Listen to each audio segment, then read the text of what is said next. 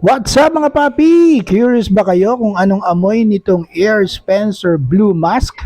Sabi nila kaamoy daw ito ng isang sikat na perfume noong 1990s.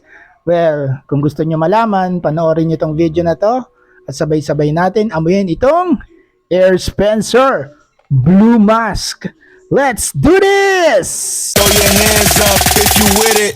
Drop it. So, most of us Air Spencer users are familiar with the scent of marine squash, di ba? Maybe pink shower, familiar din tayo, lemon squash, kasi yan yung mga popular scent talaga ng Air Spencer.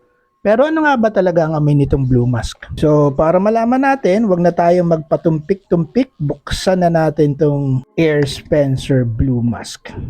So, i-press lang natin tong open here para matanggal natin yung top part ng carton nitong Air Spencer na to. So, para sa mga hindi pa masyadong familiar sa Air Spencer, mag-ingat kayo kasi maraming fake nito. Yung Ikeda, China yon.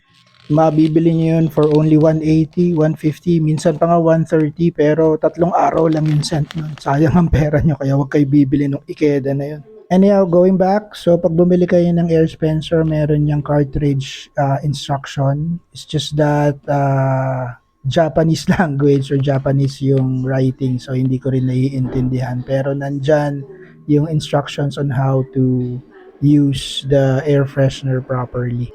Ang alam ko, yung fake ones, wala yatang insert eh. So, that's one indication.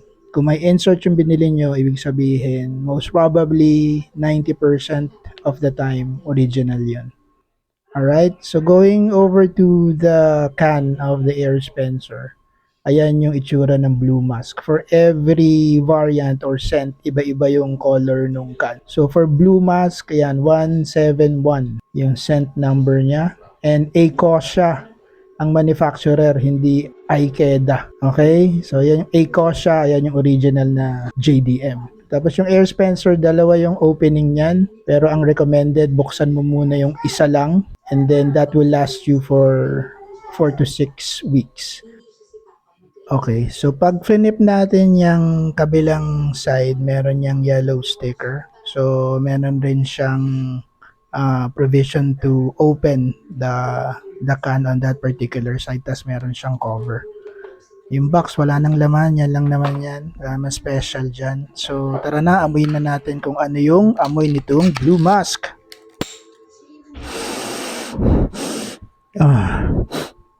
Sarap ng amoy, napakabango.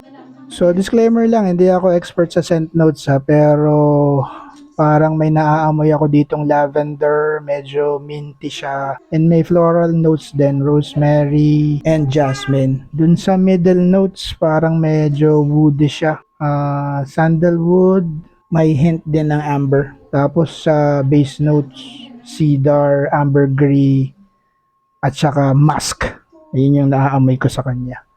So, ayun. So, ano yung kaamoy nito na 90s perfume? Actually, 3. Kaamoy niya yung Calvin Klein na Eternity. If alam niyo yung Eternity na perfume, sikat na sikat ng 90s yan. And early 2000. Kaamoy niya rin similar scent note with Aspen and also Davidoff School Water.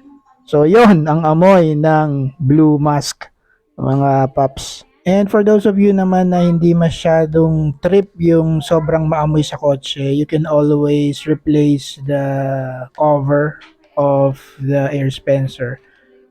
Tapos, yung cantle holder nyo may cover din yun eh. So, pwede nyong i-twist-twist yon para lumiit yung butas nung diffuser. Diba? So, kung maliit yung butas, syempre, mas konti yung amoy niya. So, ganun lang yung style dyan or yung trick dyan, mga paps. Okay, so I guess that's it for our Air Spencer Blue Mask review. Please comment down below if may feedback kayo or if meron kayong Air Spencer scent na gusto nyong ipa-review sa akin. Alright, so thanks for watching. Please like and subscribe. Be safe everyone. Till the next Boodle!